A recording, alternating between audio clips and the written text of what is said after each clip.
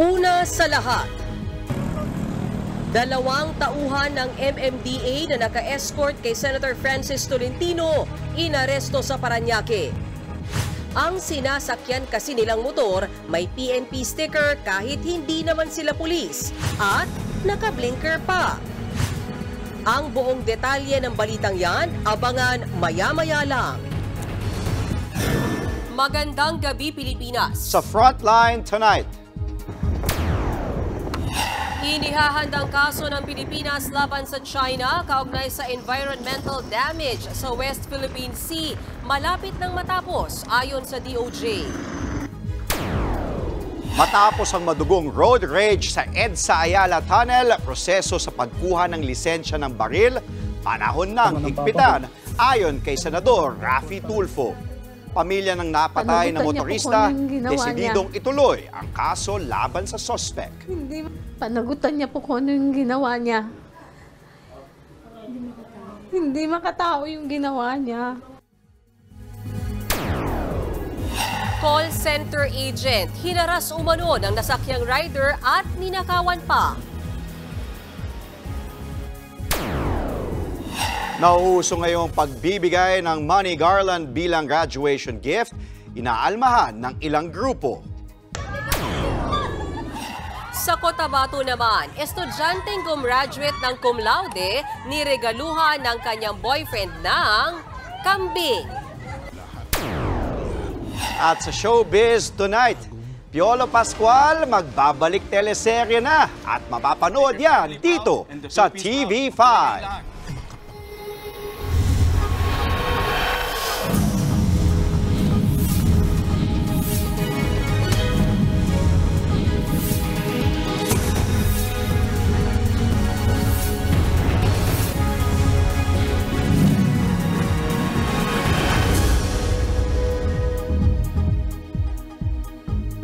Inaresto ang dalawang tauhan ng MMDA na naka-escort kay Senator Francis Tolentino sa Parañaque. Naka-blinker kasi sila at may PNP sticker pa ang sinasakyan nilang motorsiklo kahit hindi naman sila pulis. Nasa frontline ng balitang yan si Brian Castillo.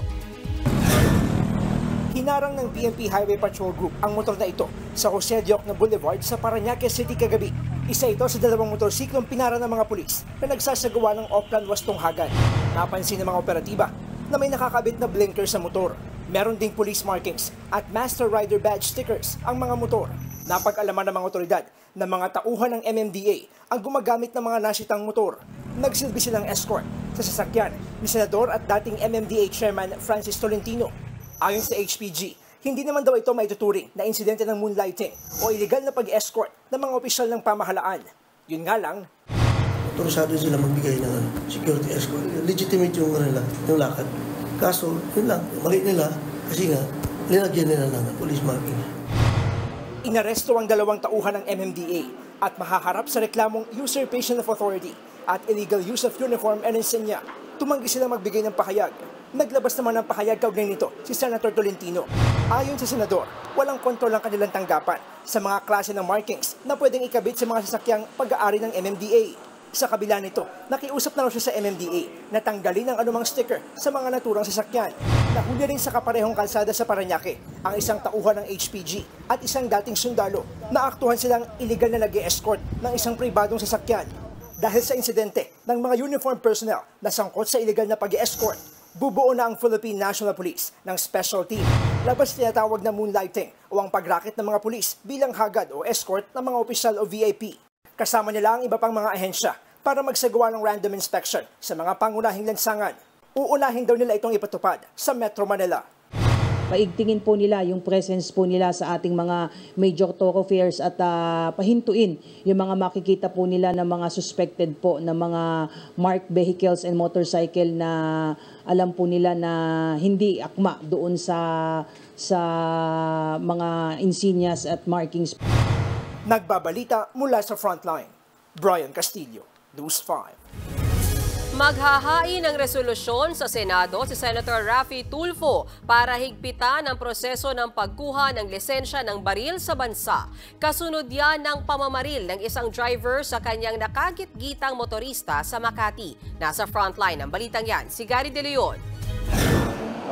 Hindi natuloy ang inquest proceeding sa suspect na Maril sa EDSA Ayala Tunnel nitong Martes. Hindi pa raw kasi nakukumpleto ng Makati Police ang mga dokumento at ebidensya gaya ng affidavit ng complainant, makakuha sa CCTV at ang resulta ng paraffin at ballistic test. Hindi rin pinirma ng suspect ang salaysay na binigay sa kanya matapos siyang kausapin ng kanyang abogado. Pero sinuspindi na ng Land Transportation Office o LTO ang kanyang lisensya. Matipid ang kanyang sagot ng kausapin ng News 5 ang suspect. Yeah. Anong masasabi mo sa nangyari sa'yo ngayon? Sorry bro. Ayon sa NCRPO, itinatanggi ng suspect ang krimen. Pero para sa PNP, case solved na ang pamamaril sa Ayala Tunnel. Matibay daw ang ebidensya laban sa suspect. Clearly po ay na-establish po na yung barel na nakuha po sa kanya ay nag-match po doon sa empty shell na na-recover po doon sa crime scene. Positive din po siya sa paraffin test ng gunpowder nitrates. Positibo rin kinilala ang suspect ng kasambahay na kasama ng biktimang si Aniceto Mateo Jr. nang mangyari ang pamamaril. Sa panayam ng programang Wanted sa radyo ni Senator Raffy Tulfo, iginiit ang anak ni Aniceto na talagang ginitgit ng suspect ang sasakyang minamaneo ng biktima. CCTV footage po, hindi po magkatabi. Magkaiwalay na po sila ng Waystar. Pagkat na po si Black Mercedes, yung dinadrive po ng papa ko, pababa po siya sa may tunnel po. Pero sabi po kasi ng yaya na kasama ng papa ko, sa likod pa lang daw po, talagang nagigit-git na daw po yung lock na Mercedes. Kasunod ng pamamaril, plano ni Senator Raffy Tulfo na maghain ng Senate resolution para higpitan ang gun licensing sa bansa. Nagbabalita mula sa Frontline, Gary De Leon, News 5. Desidido naman ang pamilya ng motoristang binaril sa EDSA Ayala na ituloy ang kaso laban sa suspect. Nasa frontline ng balitang yan si Elaine Fulgencio. Ang gusto lang namin mabigyan ng hustisya. Gagalit doon sa gumawa sa kanya. Panagutan niya po kung ano yung ginawa niya. Hindi makatao yung ginawa niya. Galit ang nararamdaman ng naulilang pamilya ng 66 na taong gulang na si Aniceto Mateo Jr. Siya ang motoristang pinagbabaril sa EDSA Ayala Tunnel sa Makati nitong Martes. Nakaburol na siya sa kanilang bahay sa Santa Ignacio, Tarlac. Hindi man natupad ang pangako ni Aniceto sa mga apo na pumunta sa kanilang recognition day. Inialay pa rin ng mga batang mga nakuhang medalya sa kanilang lolo Popong. Original niyang plano na uuwi na kasi yan siya doon sa sa apo niya na uuwi na daw siya itong June. Kaso hindi naman ata. Hindi naman natuloy. 5 buwan pa lang nagtatrabaho bilang family driver sa Maynila si Mang Aniceto. At ayon sa kapatid ng kanyang amo, mabait at maayos siyang pagmaneho. Maingat, sobrang ingat po talaga niya mag-drive.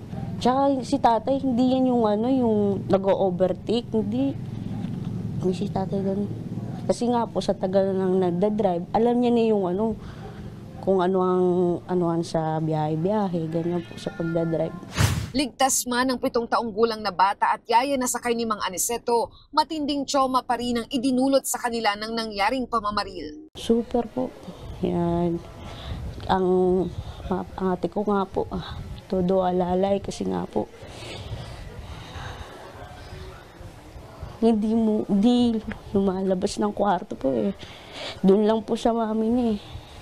Wala pang eksaktong petsa ng libing dahil hihintayin pa raw ng pamilya Mateo ang pag-uwi ng 2 anak na OFW ni Mang Aniceto. Desidido silang ituloy ang kaso laban sa suspect. Nagbabalita mula sa Frontline, Elaine Fulgencio, News 5. Ngayong nagsimula na ang tag-ulan, baha na ang kasunod niyan, lalo na dito sa Metro Manila. Ang isa sa mga pangunahing dahilan niyan, mga basurang bumabara sa mga estero. Nasa frontline ng balitang yan si Brian Basa. Puro basura yun, no? Katakot-takot na basura ang naglulutangan sa Estero de Tripa de Galina sa Pasay. Ang mga basurang yan ang bumabara sa daluyan ng tubig na nagdudulot ng baha tuwing tag-ulan. Ito pa naman ang pinakamahabang creek sa Metro Manila. Si Joycelyn, 3 dekada nang nakatira sa tapat ng estero. Umaabot daw ng lampas tao ang baha sa kanila dahil sa baradong estero. kung saan nagmumula ho yung mga umaagos na yan. Akala tuloy ho, kami ho ang pinagmumula ng basurang nagtambako. Lahat, may mga patay na hayop pa nga ho eh. May nakakaipon nga dyan ng pagkukuha ng mga bote. Kaya bilang paghahanda ngayong tag-ulan, nagsimula na ang kanilang barangay na tanggalin ang mga basurang nakabara sa estero. Sako-sakong mga basura ang nahakot. Inumpisahan na rin nilang linisin ang mga kanal sa mga bahay-bahay. Alinsunod ang mga paglilinis na ito sa utos ng Department of the Interior and Local Government na magdaos ng lingguhang cleanup drive. Magdamagan ng dredging sa bahaging ito ng Estero de Tripa de Galina sa Barangay 156. Hinahakot ng backhoe ng DPWH ang lupa sa ilalim ng estero at saka ito ilalagay sa imbakan para matuyo. Saka palang hahakutin ng truck ang natuyong lupa. Ginagawa ang dredging para lumalim ang estero at maiwasan ang pag-apaw nito sa mga bahay sa malapit. Nasa 4,700 flood control projects na ang nakumpleto ngayon ng Department of Public Works and Highways. Pero hindi raw ibig sabihin nito na dapat nang magpakampante. Yun po ang panawagan natin kapag sinabi po na lumikas o maghanda, dapat talagang tugunan natin at sumunod tayo sa mga otoridad. Ang Barangay 156 naman umaasang madaragdagan ang mga gamit nila sa paglilinis. Dapat po suportahan kami ng MMDA about sa project na yan. Continuous dapat po ang support. Kaso ang nagiging problema po namin dito, medyo pagka napapabayaan kami minsan eh. At bukod sa mga programa ng pamahalaan, may isa pa raw mahalagang solusyon para maiwasan ang pagbaha ngayong tag-ulan. Walang iba kundi disiplina ng taong bayan. Nagbabalita mula sa Frontline, Brian Basa, News 5.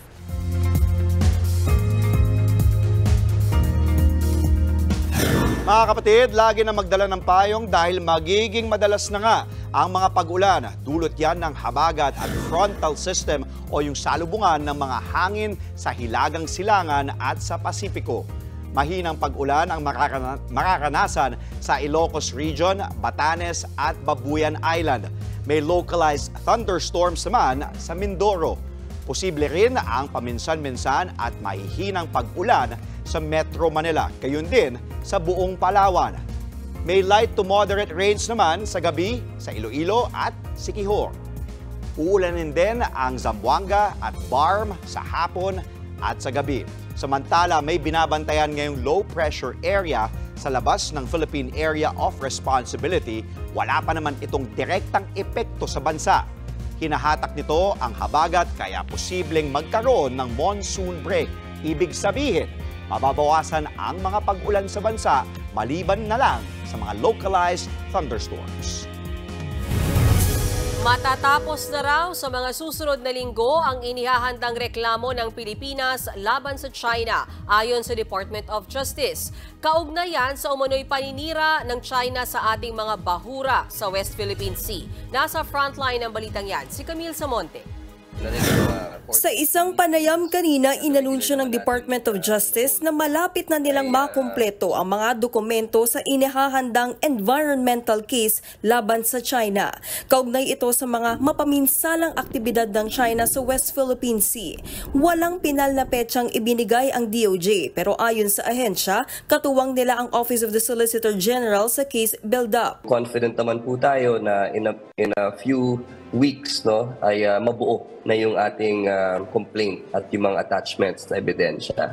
Setyembre noong nakaraang taon nang unang palutangin ni Justice Secretary Boyeng Remulla ang posibilidad na ihabla ulit ang China matapos mabisto ng Armed Forces of the Philippines ang sira-sirang mga corals mula sa Rosal Reef at Sabina Shoal. Posibleng bahagi raw ito ng pagtatayo ng mga artificial island ng China sa ating teritoryo. Ito ang ikalawang beses na kakasuhan ng Pilipinas ang China sa International Court. Taong 2016 nang katiga ng Arbitral Tribunal ang sinampang reklamo ng Pilipinas na nagpapawalang bisa sa 9-dash line claim ng Beijing sa South China Sea. Kamakailan lang nang ianunsyo ng China na huhulihin nila ang mga anilay trespasser sa mga inaangkin nilang teritoryo. Pinalagan ito ni Pangulong Bongbong Marcos, lalo lang anya itong magpapalala ng tensyon sa rehiyon. Nanindigan din ng Philippine Coast Guard na hindi kikilalanin ng Pilipinas ang 4 na buwang fishing ban ng China. Kaugnay naman sa isyu ng wiretapping sa umano'y usapan ng isang Chinese military attaché at ng opisyal ng AFP Western Command tungkol sa umano'y New Model Agreement sa West Philippine Sea, patuloy pa raw ang investigasyon dito ng DOJ. Pero may nakakita na silang posibleng ipataw na parusa sa sangkot na opisyal ng China. Wala pa naman pong significant developments on that. Diplomats are covered by diplomatic immunity. They cannot be held liable criminally in the Philippines. However, we are looking into that. We are seeing kung meron po tayong pwedeng gawin. At the very least po, we can declare those involved individuals as persona non grata here in the Philippines, at yung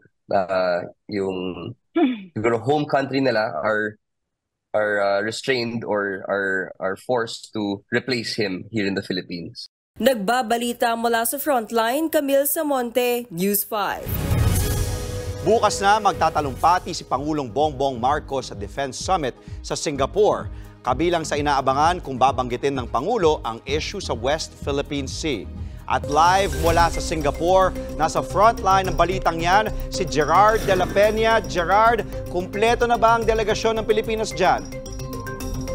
Andre, all set na ang Philippine delegation para sa pagtitipon ng mga leader at expert sa larangan ng seguridad dito sa Singapore. Si Pangulong Bongbong Marcos ang naimbitahan ni dating Singapore Prime Minister Lee Hsien Loong para maging keynote speaker sa Defense Summit na tinatawag ding Shangri-La Dialogue ng International Institute of Strategic Studies o IISS. Malaking bagay ito dahil pagkakataon na ito ng Pilipinas para ipahayag ang pananaw ng ating bansa sa mga issue patungkol sa seguridad at diplomasya. Pagkakataon na rin ito para magkaroon ng bilateral meeting si Defense Secretary Gibo Teodoro at iba pang opisyal ng pamahalaan sa kanilang mga counterparts na dadalo sa nasabing meeting. Kasama rin sa delegasyon sina House Speaker Martin Romualdez, Philippine Coast Guard Commandant Admiral Ronnie Hilgavan, AFP Chief of Staff Romeo Browner Jr. at iba pa. May mga bilateral meeting din si PBBM kay Singapore Prime Minister Lawrence Wong. Bukod pa yan sa pulong ng Pangulo kay Lithuanian Prime Minister Ingrida Shimonaite. May kipagkita rin si PBBM kay dating Singapore Prime Minister Lee Hsien Loong. Andre, nasilip din natin yung venue kung saan nga gagawin tong prestiyosong meeting na to at napansin natin na talagang mahigpit yung ipinapatupad na seguridad para dito sa meeting na ito na ginagawa taon-taon. Andre. Mula sa Singapore, maraming salamat, Gerard de la Peña. Mga kapatid, Ed Lingao po, nasa Estados Unidos, Canada o saan mang dako ka ng mundo, manatiling may alam at may pakialam sa mga mainit na balita dito sa ating bansa.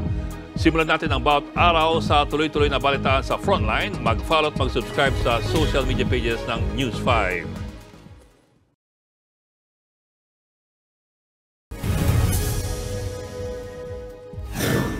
Hinaras na, ninakawan pa. Ganyan ang sinapit ng isang call center agent mula sa binook niyang motor taxi driver. Dinala ang biktima sa madilim na lugar at ninakawan. Nasa frontline ng balitang yan, si JC Cosico. Takot na ngayong sumakay na motorcycle taxi ang call center agent na nabiktima ng rider. Kwento niya, noong Martes ng gabi, nagbook siya mula Cubao pa Makati City. Isinakay naman daw siya ng rider pero nang malapit na sa kanyang destinasyon, biglang lumiko ang rider papuntang Pasay. May mga sinasabi siya na samahan ko daw siya, saglit lang naman. And then I start to panic. Kaya umiiyak na po ko ganyan. Saan niya ako dadalhin or kung anong gagawin niya? Pilit siya nagpapababa sa rider pero hindi siya pinansin. Kalaunan, pumayag din daw ang rider pero may kapalit. Sabi niya ibababa niya daw ako pero kailangan ko ibigay yung bag ko sa kanya. So nung time na yun, sabi ko okay, sige po, basta ibaba niyo na ako. Nakuha sa biktima ang bag na may lamang ID, cards at nasa 4,000 pisong cash. Ibinaba naman siya ng rider sa madilim na lugar sa Pasay. Dito na siya nagsumbong sa pulisya. Kanina, nagtungo ang pulisya at ang biktima sa opisina ng MoveIt sa Marikina City. Ayon sa PNP, nagbigay na sa kanila ng impormasyon ang ride-hailing app ukol sa record ng biyahe ng naturang rider. Pero nasa biktima pa rin daw kung magsasampa ng kaso laban sa rider. Ayon sa MoveIt, naka-preventive suspension na ay dinadawit na rider habang gumugulong ang investigasyon. Pagtitiyak nila, hindi nila kukonsintihin ang mga ganitong uri ng insidente. Payo naman ng mga otoridad sa publiko, maging maingat tuwing sasakay o magbubuk sa mga ride-hailing app. Possible mag-picture ka sa kanya, tapos picturean mo rin yung plaka ng sasakyan. Then send mo sa mga kamag-anak mo na ikaw ay aalis na at nakasakay ka ng motorsiklong ganito na minamaneho ng pangalan ng driver. Nagbabalita mula sa Frontline, JC Cosico, News 5. Samantala sa ibang balita, may mga inilabas na dokumento si Senator Risa Hontiveros na posible umanong magpatunay na hindi lang kasosyo sa negosyo, kundi tunay na ina ni Bamban Mayor Alice Go ang isang Wen Yi Lin. Nasa frontline ng balitang yan si Reniel Pawid.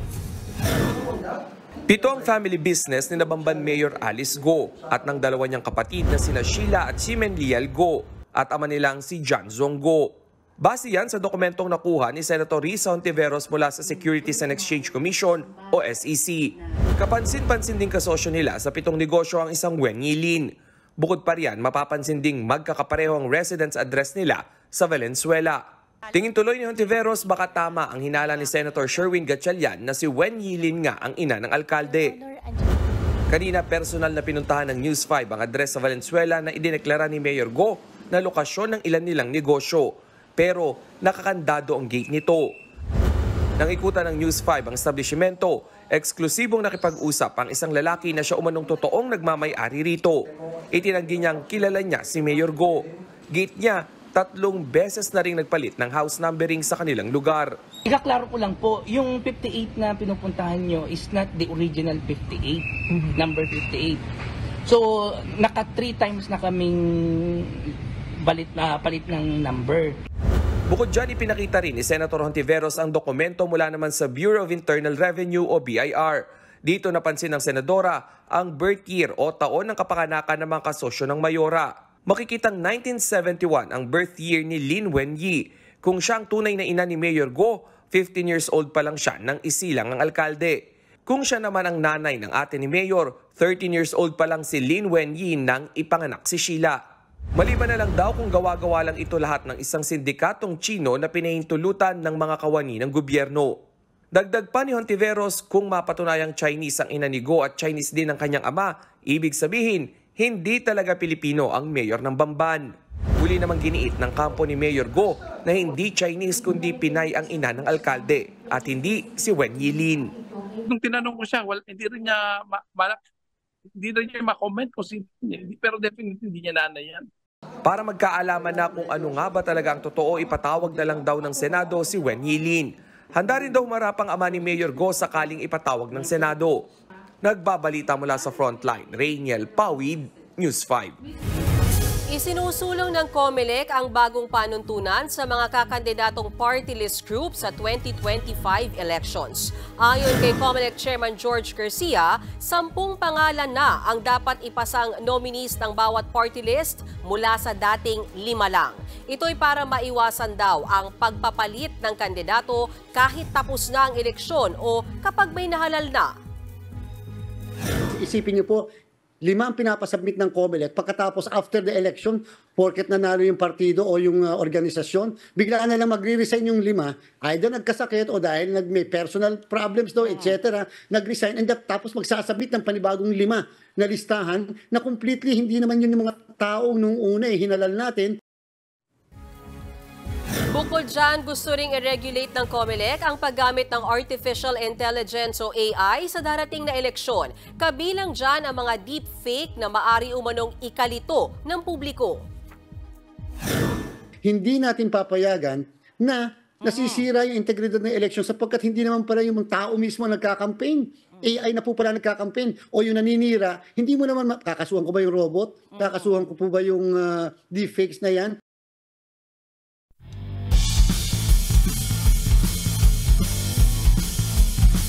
Na-extend pa sa Game 7 ng PBA Semis matapos talunin ng Meralco Bolts ang Barangay Ginebra sa Game 6. Dikit ang laban hanggang sa 4th quarter. Hanggang sa pangunahan ni Alain Maliksi at Chris Newsom ang Bolts. At nasungkit ang panalo, 86-81. Highest score para sa Meralco, si Bong Quinto na nakapagtala ng 23 points. Bukas na gaganapin ang Do or Die Game 7 sa FPJ Arena sa San Jose City, Batangas. Dito magkakaalaman kung sino ang makakalaban ng San Miguel Beermen sa finals.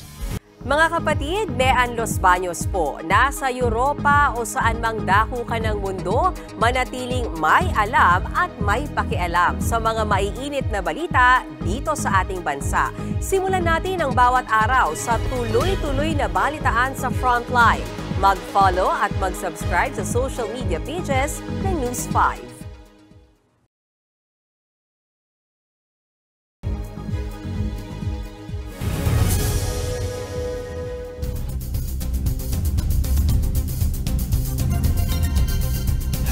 Inabangan ng mga turista at taga New York ang nakakawaw na sunset sa Manhattan sa Amerika.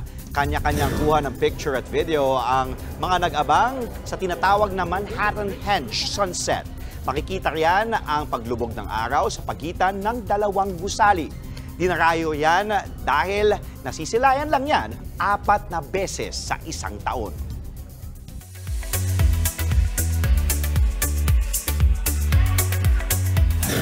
Showbiz Tonight na tayo. Balik teleserye ang nag-iisang Piolo Pascual. This time, para yan sa Sunny Puwersang serye na TV5, ABS-CBN at Dreamscape Entertainment na Pamilya Sagrado. Nasa frontline ng balitang yan si MJ Marfori. Sirain ang buhay ko. Umaatok-atong eksena at intense na mga linya. Gagalit kayo dahil sinagtan ako ng frat, pero pag kayo ang bumubugbog sa akin, okay lang. Patikim pa lang yan, pero pang malakasan na ang mga eksena sa inaabangang teleserye ng taon, ang Pamilya Sagrado. Handog ito ng TV5, ABS-CBN Studios at Dreamscape Entertainment. Espesyal ang proyekto dahil ito rin ang pagbabalik teleserye ng nag-iisang Piolo Pascual. Make your family proud and the Philippines proud. Mabuhay kayong lahat. Kwento ni Piolo sa News 5. Dapat abangan ang kanyang karakter bilang si Rafael Sagrado. It's a matter of really respecting your craft and understanding your character, knowing na meron ka pa mga pwedeng ibigay na hindi mo pa nagagawa. Kahit nga raw si Piolo, sobrang namangha sa special preview ng first 2 episodes ng serye. Natin tinatrabaho to after Malyari. Ito agad din yung pinuntahan ko na story at character. So I'm just really excited how it's gonna turn out. Bibida rin dito sina Kyle Echari bilang Moises at Ray Fernandez as Justin na hindi nagpahuli sa mga batikang artista. Tumudo sa mapasagasa para sa pera. Pasisikati kita, gusto mo? Ha? Guys, nabundol ako nito. 100% po. Not just the most challenging, siguro most life-changing for me. Kung paano ako nakapag-connect kay Moises, kung paano niya ako tinuruan for the past couple of months, tinuruan kung paano magmahal, kung paano may manindigan, and kung paano magtiwala. Just excited for the audience to see it kasi grabe po yung napanood ko po today. Yung quality po talaga, and I would say it's because of the hard work of everyone involved with this project. Tatalakayin sa seryeng ang ilang masiselang issue sa lipunan, gaya ng epekto sa pamilya ng fraternity at haze. Mapapanood na ang Pamilya Sagrado simula June 17, 8:45 p.m. sa Primetime 5, Panalo ng TV5. Sino papalag dito, ha? Nasaan yun? Papasagin ko pang nguya mo! Meet the King, aka si Negi, na kambal ni Queen Sam Coloso sa Barangay 5, Panalo. Kanina nga, nagsimula na siyang magpasaya kasama ang ating OG Barangay 5 hosts. Paano ba kayo naging kambal? Una siyang lumabas. Paglabas ko, bumalik ako ng 3 minutes. Simula ngayon, makakasama na natin si Negi sa Barangay 5, Panalo.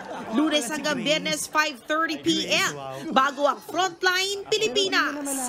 Nagbabalita mula sa Frontline, MJ Marfuri, News 5. Mga kapatid, Ed Lingao po, nasa Estados Unidos, Canada o saan mang dako ka ng mundo, manatiling may alam at may pakialam sa mga mainit na balita dito sa ating bansa.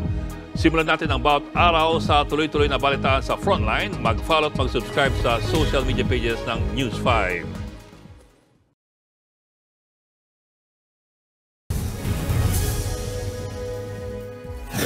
Binabatikos ngayon sa social media ang pagreregalo ng money garland sa mga graduation ceremony. Para sa ilan, pagyayabang lang daw yan.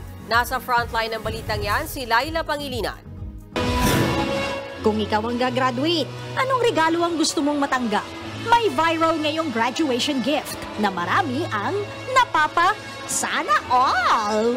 Yan ang nauusong money garland. Pahabaan at paramihan ng cash ang labanan. Umani ng samot-saring reaction sa social media ang mga ganitong klase ng regalo sa nagsisipagtapos na estudyante. Pinusuan ng ilan, pero meron din namang hindi approved dyan. Kung ang chairman ng National Parent Teachers Association ang tatanungin. Hindi po siya magiging magandang ehemplo kasi nga po it's kumbaga para bang out of this world na yung parang pagyayabang na po yan. Ayon naman sa Teachers Dignity Coalition.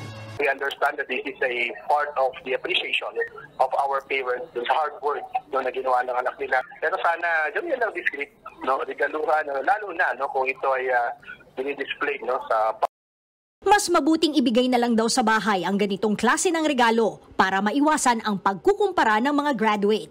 May nauna na ring inilabas na memorandum ang Department of Education na dapat gawing simple pero makabuluhan ang mga graduation at moving up ceremony.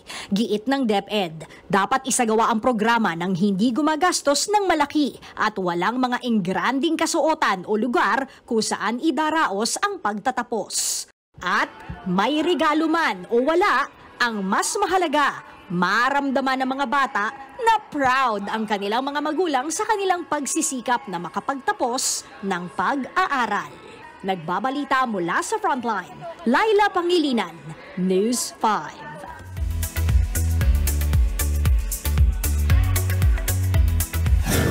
Nagsorry na ang aktres na si Loisa Andalio matapos mabash sa sinabi niyang malungkot ang mga pinagdadaanan ng mga solo traveler. Say ni Loisa na misinterpret ng iba ang kanyang pahayag. Kamakailan lang na mabash ang aktres dahil sa sinabi niyang malungkot ang pinagdadaanan ng mga nagtatravel mag-isa. Pero sa bago niyang panayam, iginiit niya na opinyon niya lang ito. Hindi rin daw niya nilalahat ang mga solo traveler. Sa huli, nagsorry na lang siya at humiling na respetuhin ang kanyang opinyon. BINI is ready to fly. First leg ng international tour ng P-pop group ang North America. Sa inilabas na announcement ng Star Music, pupunta ang BINI sa Amerika at Canada. Wala pang detalye sa show dates, venue at ticket. Bago yan, maraming blooms ang nag-aabang sa 3-day first solo concert na BINIverse sa June sa New Frontier Theater. Ang BINI ang nasa likod ng hit songs na Pantropiko at Salamin-Salamin. At yan ang hottest and latest sa showbiz tonight. Ako si Jana Lipon. Happy Thursday mga kapatid!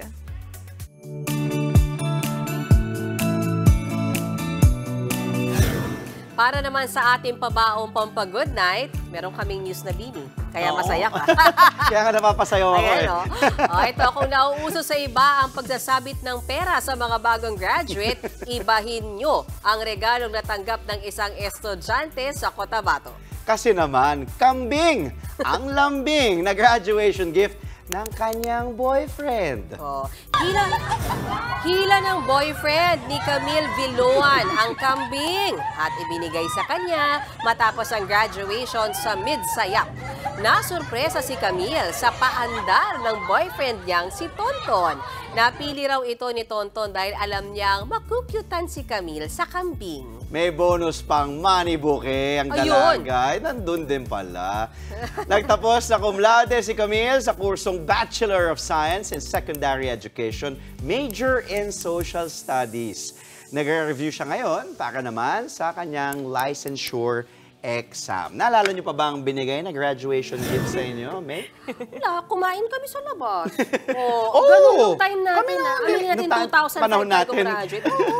After graduation, kain sa labas. Sama pamilya. Ako hindi. Ano? Kotse? Kurot sa singit. Bakit? Bakit? Hilis lang sa grades ko. Wala. At least nakagraduate. Oo, yun na nga. Pero naman kasi nag-practice ka na salamin. Wala pa kasi nun eh. Oo. Puro makeup lang tayo. Wala pa masyado salamin. So makeup ka talaga. Yung pala si Jan. Alam mo yung sinabi pala nung boyfriend dun sa nag-graduate, congratulations baby, I got you so much. Alam mo sagot ng babae? Meh. Tama na. Buhay na buhay ka. Bok Ed, we miss you. Younger version, sir. Correct. At yan po ang 45 minuto ng paghihimay sa mahalagang headlines. Nahawa na po ako. Balitaan at diskusyon para sa paghubog ng matalinong opinyon. Kami ang inyong kasangga sa pagbabalita. Sa ngalan ni Bok Ed Lingao, ako po si Andre Felix. At ako naman po si Mayan Los Baños. Magandang gabi.